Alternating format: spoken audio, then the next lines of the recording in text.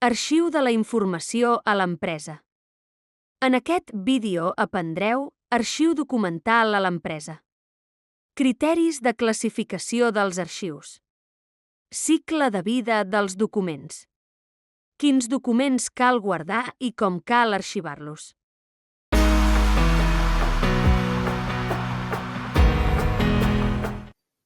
Imagina't haver de recordar totes les vendes, compres, deutes i cobraments de la teva empresa.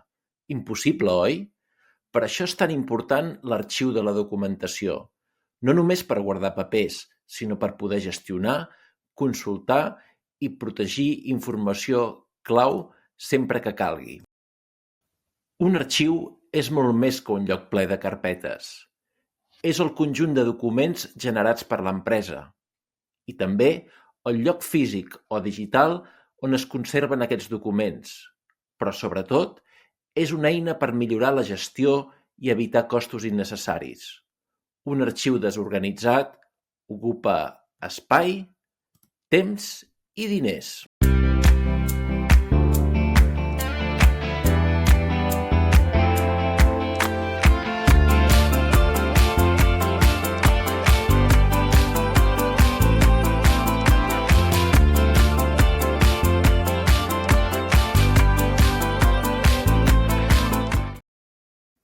Tots els documents passen per un cicle de vida, des de la creació, classificació, arxivament i conservació, transferència a un altre espai i eliminació, quan aquests ja no tenen valor.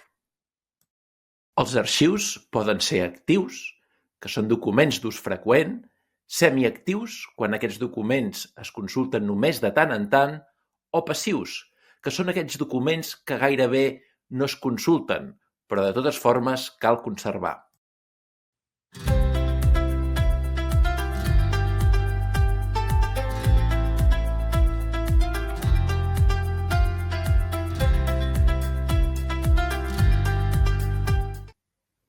Tot no es pot guardar, cal aprendre a seleccionar. Hem d'eliminar aquella documentació supèrflua, la que ocupa més espai i més temps de cerca, i guardar aquella documentació més rellevant, per una millor gestió. Abans de conservar un document, hem de pensar 3 preguntes. Ens pot ser útil més endavant? Ens hi obliga la llei a guardar-lo? I finalment, què ens costaria mantenir-lo? Els documents que tenim guardats no poden circular lliurement. Les empreses han de garantir la confidencialitat i establir protocols d'accés, protocols de manipulació i, finalment, també protocols d'eliminació.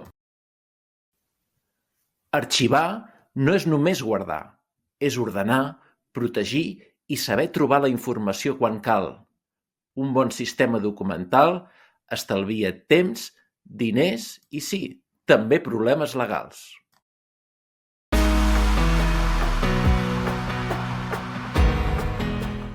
Heu vist com ordenar, protegir i saber trobar la informació de l'empresa.